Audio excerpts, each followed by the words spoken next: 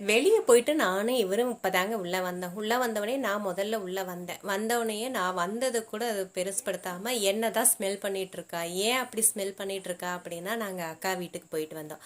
அக்கா வீட்டில் 2 பப்பி வச்சுருக்காங்க. அந்த 2 பப்பியுமே நாங்கள் போன உடனேயே எங்கள் மேலே தாவும், விளையாடும், எல்லாமே பண்ணுங்க. அதுங்களும் நல்லா விளையாடுவாங்க. நானும் தடவி கொடுத்துட்டெல்லாம் வந்தேன்.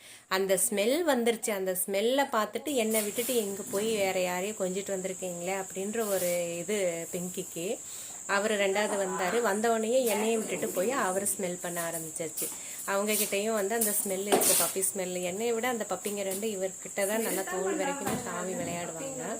அந்த பப்பிங்களோட ஸ்மெல்லு இருக்குன்றக்காக கிட்ட வராமல் அப்படி அந்த ஸ்மெல்லை தான் பண்ணுறாளே தவிர கைக்கு சிக்காமையே தான் இருக்கா. என்னை விட்டுட்டு வேறு பப்பியை நீங்கள் கொஞ்சிட்ருக்கீங்களா அப்படின்ற ஒரு இது. அது அது ஒரு இதாகிடுச்சு. எப்படியெல்லாம் பிங்கே சமாதானம் பண்ண வேண்டியிருக்கு.